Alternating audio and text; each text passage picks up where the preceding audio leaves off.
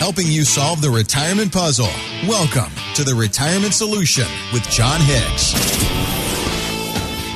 I didn't realize how many of our favorite celebrities celebrate birthdays in July. What's the There's sign in July that must be like a movie star's astrological I don't know. What is July?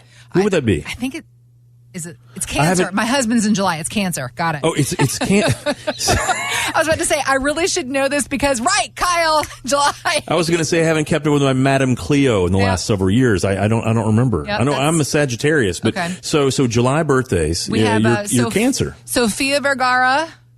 Who I love, yeah. has lived in America since '98. I think her accent's gotten thicker. Oh, absolutely. She's turning so much 50. more Colombian than it even was. It was like Shakira. It's like, man, those women with that deep voice, that guttural voice, and that Colombian accent. It's unreal. Tom Hanks turning 66. Oh, and then one of our favorite comedians that we've talked about before here on the show, Mr. Kevin Hart. Kevin Hart. How old is he? He's just turning 43. 43 years old. 43. And swallow this pill. Forbes magazine estimates that his net worth is over $200 million. Wow. 43 years old, $200 million.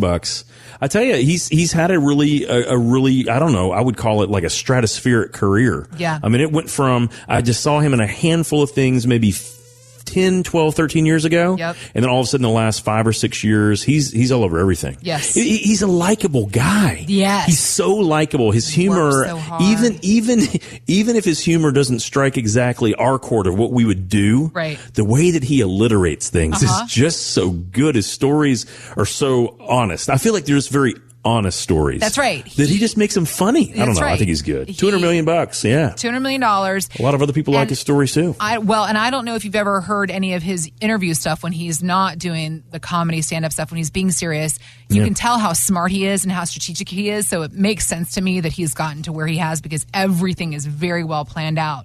And he was actually on Joe Rogan's podcast recently. Oh, yeah. He was preaching the importance of financial literacy on that podcast. He was talking about how it begins with living for the future and not for the now. Here's what he was saying. It's not in the moment for jewelry, not in the moment for the car. It's in the longevity. It's in building so at the end of the day you can say, look at what I have. Look at what I worked for. Look at what I have that's mine. Monopoly is real, but you have to have the financial understanding. That's what I was talking about. Oh, that's good. He's very clear and direct on where he's going. And I think that it's really good for young people who kind of look up to a 43-year-old and say, hey, this guy is not just out there looking for the bling. Right. He's like, no, that's great and all, but really the idea is to do this for the long run. That's right. And guys, that's what it is for retirement for all of us, right?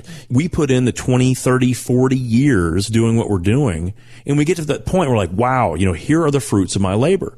And I know some people are out there like, man, I've done a great job, and maybe some others are going, I don't know if I've done enough. Mm-hmm. The point is, and I think that Kevin Hart kind of made a point here, is just understanding at what point in time do we make certain that what we've created we can hold on to, that it's going to last for the test of time. Right.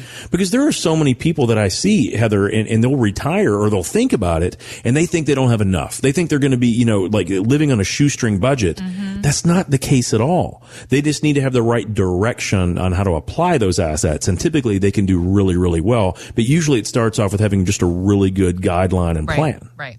Well, and the other thing that I think for this current generation is also adjusting the perspective a little bit because, it used to be for our grandparents, 65, you were like a little old lady. And I have said here on this radio program before, 65 is not old anymore. Not even close. My dad just turned 80 years old, drives Suburban, goes to the gym 3 times a week, is on every church committee you could ever find. Absolutely. I had a 77-year-old that just finished a marathon. Let's see. I guess it was the end of April because it wasn't quite too hot yet. And I was like, oh my gosh, your doctor let you do that? And he goes, well,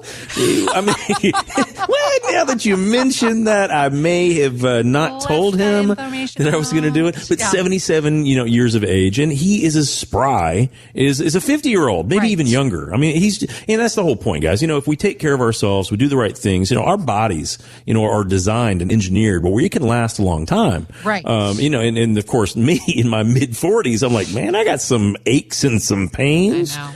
And of course, all my clients are like, John, it's not going to get any better, buddy. So it's time for you to take all your planning and apply it to the physique. Listen, absolutely. I'm in that boat with you, and I'm not here to scold you on any part of it. But what I do want to ask you about is these folks we are taking better care of ourselves. We are living longer. And so perhaps some of the ideas of generations past no longer apply because, I mean, a lot of us have heard the suggestion you're going to need 70 to 80% of your pre-retirement income in order to maintain your standard of living when you get to retirement. But there were some readers giving feedback to the Wall Street Journal, and they were saying, you need to forget all that advice. Yeah. You're going to spend in retirement likely equal or even more than what you're spending while you're working. And so how do we begin to then, especially if it's more than while we're working, how do we begin to figure out what we're going to need? So, Heather, it happens all the time. And this is one of the conversations that I have usually in the very beginning of meeting someone. Okay. The idea is, hey, when do you think you want to hang it up? And are you going to do any part-time work? Or, hey, when you're done, you want to be done. And, they'll come up with an idea or something they're really thinking about or they're intent on doing. And the very next question I have is, about how much of your income do you think you're going to need to have in retirement? And it is so common for folks to say, probably about half. Or, I only need about, $4,000 a month or whatever they say. And often this is like a quarter of what they've been making. Yeah. And so one of the things that I say is, guys, let's just be honest about this. One of the craziest things about what I've noticed over the years is that more people than ever, they spend about the same amount of money in the first 3 or 4 years of retirement as they did when they were working. They absolutely do. And some of them do spend more. And people always ask me, John, how is that even possible? Well, think about it, guys. What is one thing that we have that we didn't used to have when we were working 40 or 50 hours a week? Free time. We have so much extra time to do things.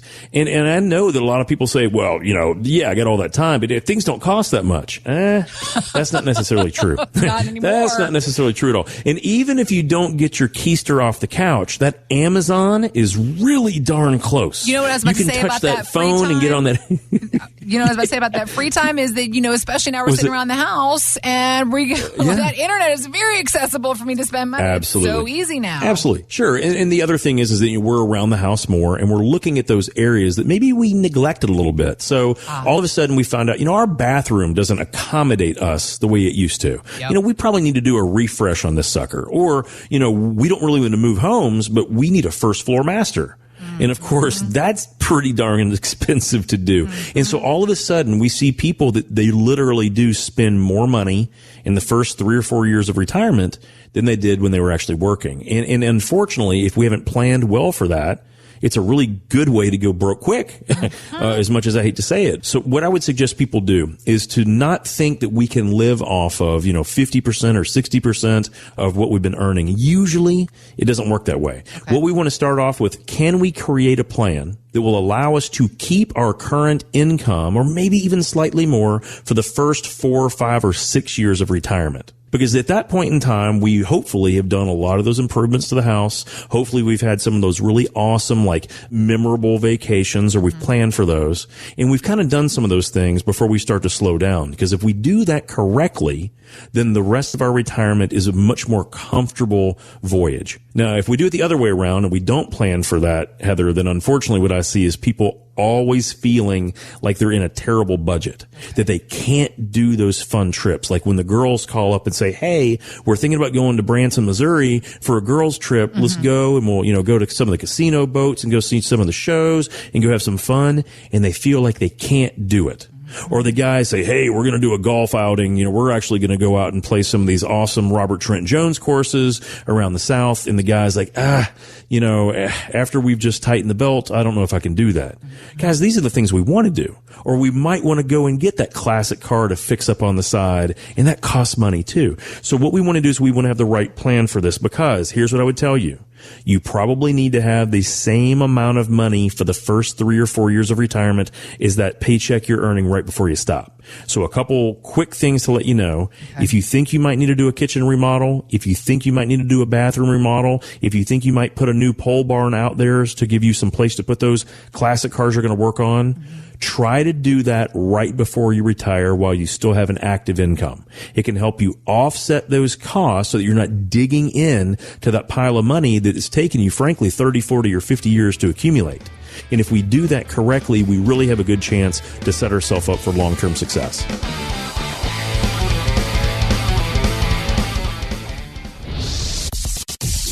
Have questions for John? Drop us an email at retirementsolutionradio.com.